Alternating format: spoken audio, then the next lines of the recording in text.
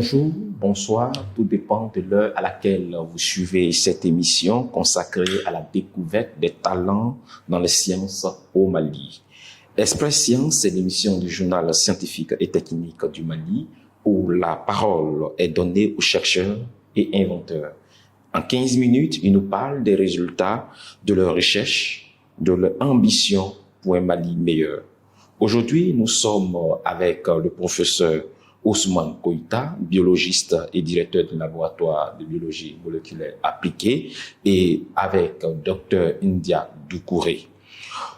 Au cours de ses travaux de recherche, professeur Ousmane Koïta a montré que le sondéré est un aliment riche en substances phytochimiques et riche en nutriments et peut être utilisé pour lutter contre les maladies chroniques et la malnutrition dans les régions rizicoles fortement affectées par la croissance et le développement des enfants.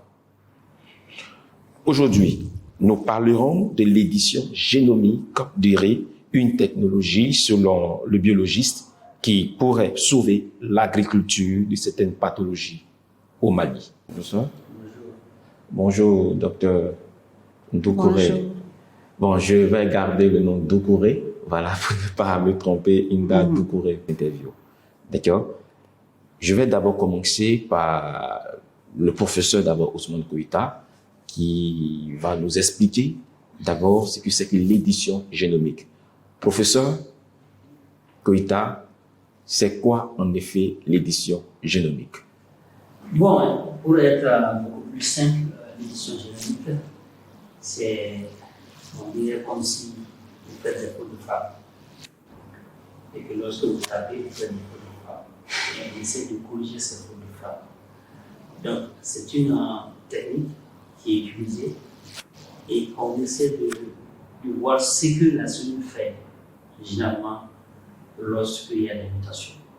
Donc, lorsqu'il y a des mutations qui sont peut-être dues à ce qu'on appelle une faible fidélité de l'ADN polymérase plus précis et qui va insérer des mutations qui sont des fautes de frappe, en français facile.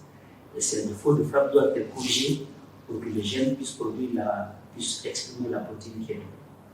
Et donc, ces mutations peuvent être soit en faveur de la cellule ou bien en faveur de la cellule. Et donc, c'est une technologie qu'on a appris de la cellule et qu'on s'en sert pour pouvoir essayer de créer des protéines qui peuvent être utilisées dans le cadre de ce que le docteur M a fait, dans le cadre de la résistance à certaines bactéries qui attaquent le cellules. Et donc, c'est une technologie qui permet de changer le gène pour que le gène exprime une autre protéine qui peut être à la fois en autre forme. Dans le cas de riz, empêcher que les pathogènes attaquent le riz et donc que le rendement soit bon.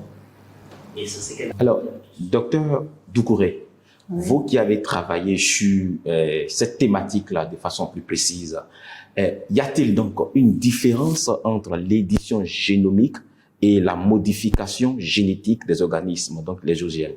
Est-ce qu'il y a une différence entre ces deux thématiques? Pas à ma connaissance. L'édition génomique, c'est également une modification génomique. On essaie de créer des modifications.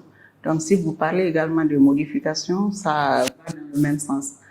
Donc, toujours, on essaie de créer des modifications. Comme il l'a si bien dit, soit ça va en faveur de la cellule ou ça va en défaveur.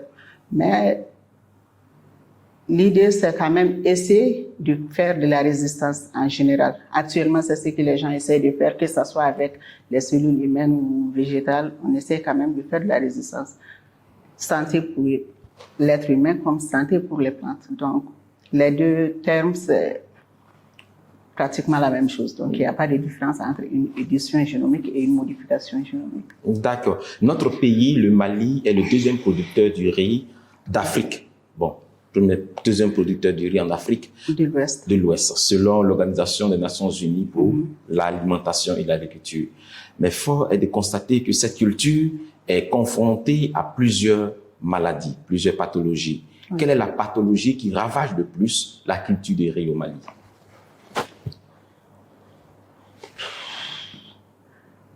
Euh, Actuellement, je dirais la panache jaune qui est causée par un virus.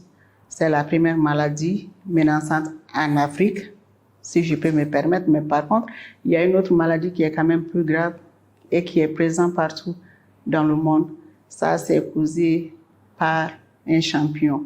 Mais actuellement, en Afrique, quand même, c'est la panache jaune. Et après la panache jaune, c'est la bactériose vasculaire du riz, et qui est causée par une bactérie. Donc, j'ai quand même fait ma thèse là-dessus. Professeur Ousmane Koïta, la panache jaune du riz, comment ça se développe, en quelque sorte? Bon, c'est un virus qui attaque lui et qui a été identifié il y a plusieurs années et qui a commencé à faire des ravages au Mali, surtout dans le moyen Mali.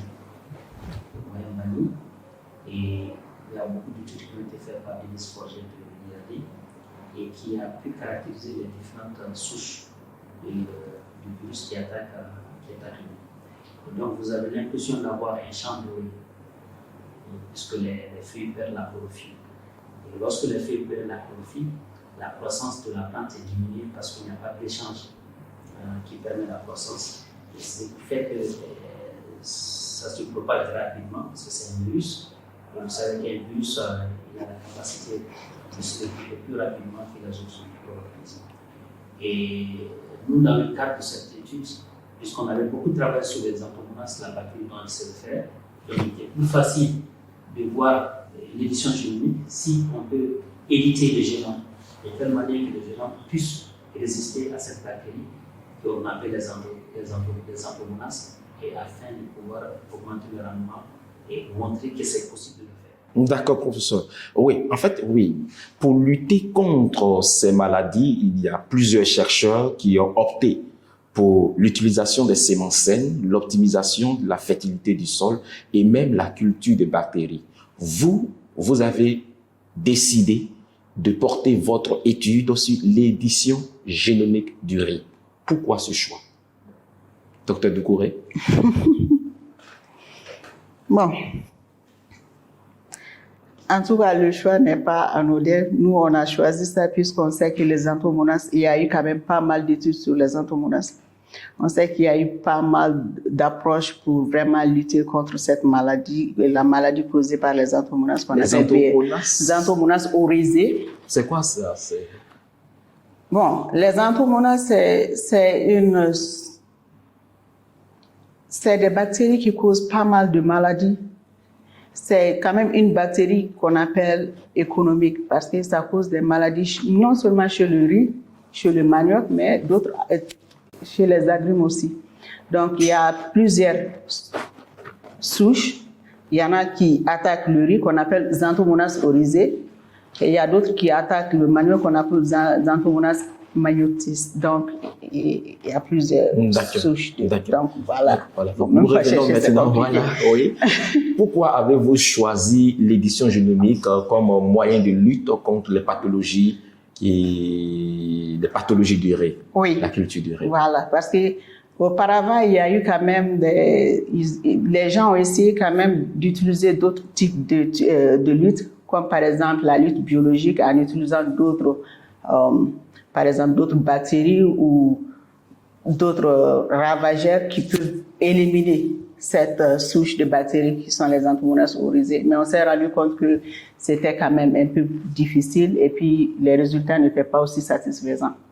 Donc, on s'est rendu compte qu'avec l'édition génomique, on peut maximiser notre chance quand même d'améliorer le rendement et puis essayer quand même de contrer le développement de la maladie. Donc, c'est une des raisons pourquoi on a choisi cette méthode. D'accord. Cette méthode que vous avez choisie, c'est vrai, une étude est effectuée et menée dans une zone bien précise, puisqu'on parle ici de la culture de riz. Où avez-vous effectué vos recherches? Sur quel champ expérimental avez-vous fait vos expériences, vos recherches? Et quels sont les résultats que vous avez obtenus? Est-ce que ces résultats sont satisfaisants pour l'agriculteur malien? Est-ce que aujourd'hui, l'État malien doit se pencher vers vos vos résultats? Est-ce qu'on doit utiliser vos résultats désormais pour dire qu'à partir d'aujourd'hui, nous allons éradiquer l'apanachie du riz, qui d'ailleurs plusieurs appellent le sida du riz? La bactériose vasculaire du riz. D'accord. Les travaux ont été effectués à Montpellier, pas ici, que ce soit l'édition génomique, la transformation, tout a été effectué à Montpellier. Mais par contre, on a des graines, pas ici, mais là-bas à Montpellier, on a pu conserver des graines. On a quand même une banque de semences là-bas. Et j'ai quand même effectué quelques études préliminaires. Les résultats n'étaient pas trop concluants, donc l'idée c'était quand même essayer, parce que les études ont été effectuées sous serre, donc c'est pas en milieu naturel, comme on a l'habitude de le faire ici au champ. Donc l'idée c'était d'essayer de voir le comportement de ces variétés éditées dans les conditions naturelles, ici à Bamako ou bien dans les champs. Est-ce que ces variétés peuvent vraiment résister à la maladie ou pas? Parce qu'on sait qu'il y a l'environnement aussi qui joue un rôle dans le développement de la maladie, comme dans la résistance. Donc, pour le moment, rien n'a été fait ici, mais les études qui ont été menées là-bas à Montpellier, les résultats n'étaient pas trop concluants.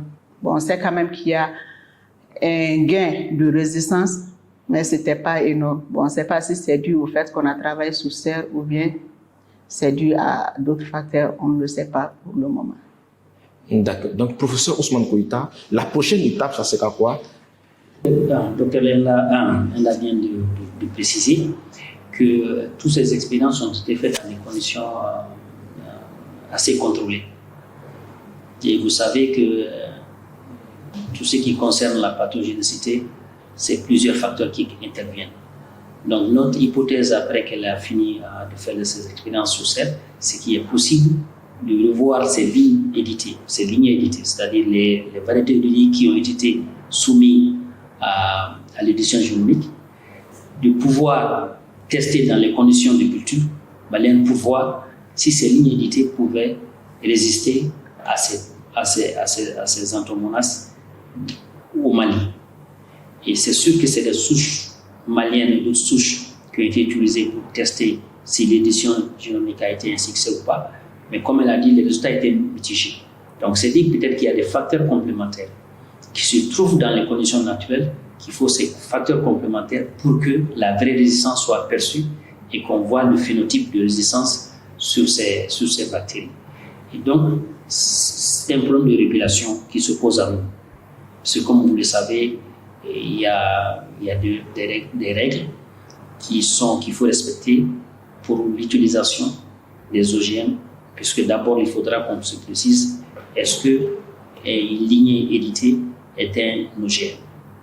Puisque la définition classique qu'on a d'un OGM, c'est qu'on transfère un gène d'un micro-organisme vers un autre organisme.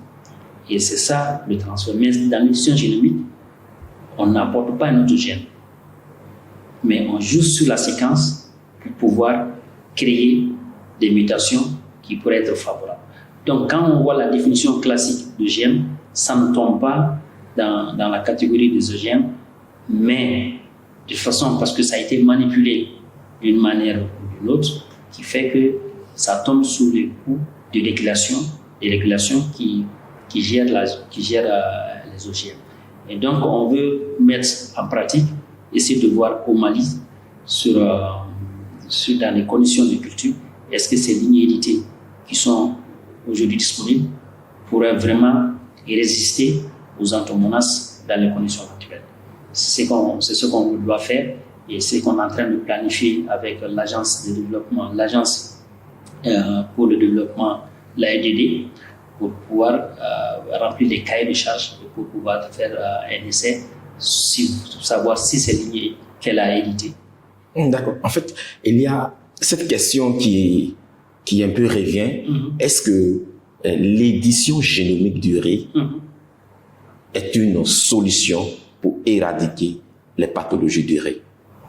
Oui. En fait, c'est une des solutions.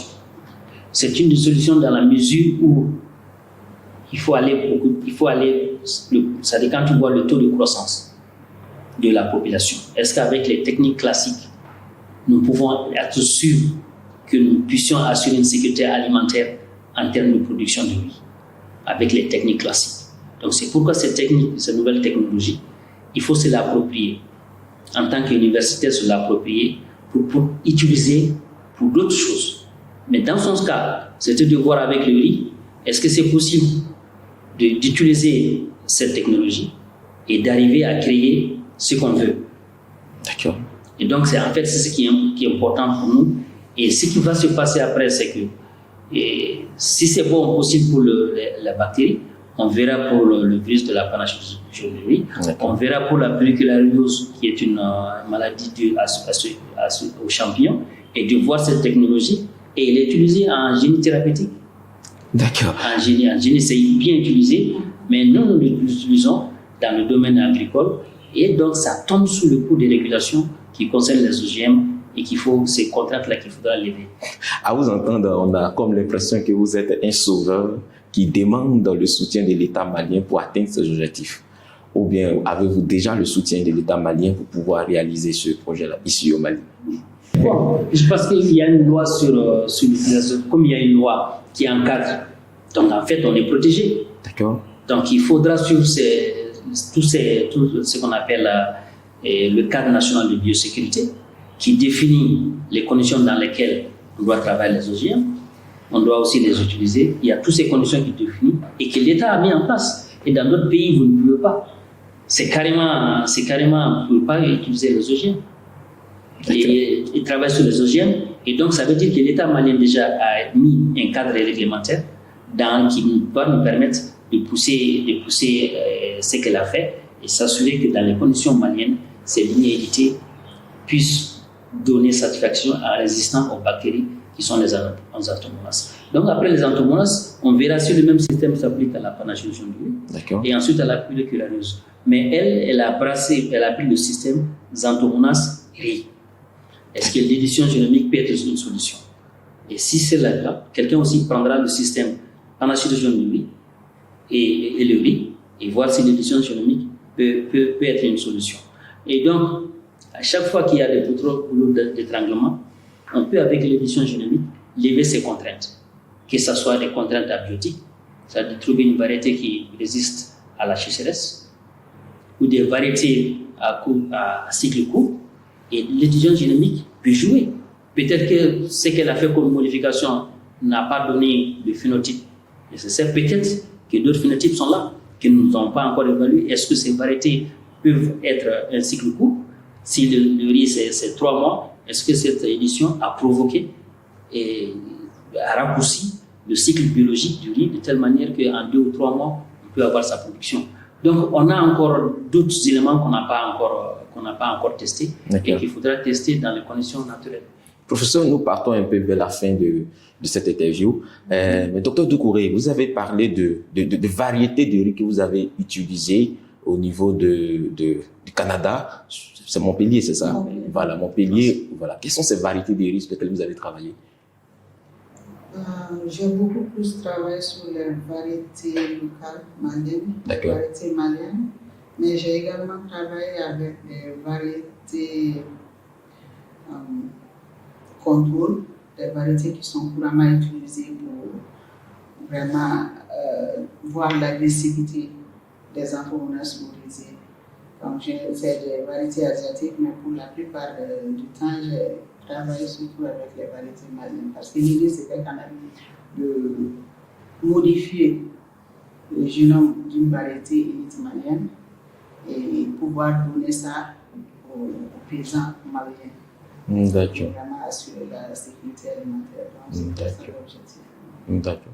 Professeur, vous qui êtes un spécialiste dans ce domaine-là, est-ce qu'il y a une variété de riz qui est moins attaquée par des pathologies au Mali? Oui, bon, je suis venu dans ce domaine-là parce que c'était un collègue, parce qu'on avait les outils en ce moment. Okay. Mais quand le Dr Inda travaille sur l'édition génomique, il y avait Tekete aussi qui avait pris une autre approche. D'accord.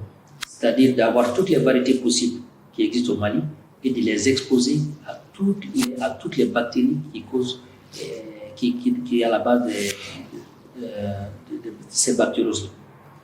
Donc, il a trouvé qu'il y avait une variété hybride qui est SK 2028 qui a résisté à toutes les souches de Xanthomonas du Mali. Ça, c'est... Et donc, ça, c'était un criblage à partir de ce que nous avons. Donc, le labo, avec nos collègues de Montpellier, avait deux approches. Faire l'édition génomique et deuxième approche, retrouver dans la nature des sources de résistance qui se trouvent dans nos variétés. Donc, il se trouvait que cette variété qui est hybride, qui est entre deux variétés maliennes, s'est révélée résistante à toutes les souches qui existent au Mali. Et actuellement, on est en train de voir, comme ça a été fait dans les conditions environnementales de Soutiba, confinées, on essaie de voir dans les bas-fonds de Kita si cette variété qui s'est avérée résistante à cette bactérie va toujours garder sa capacité de résistance dans le bas-fond.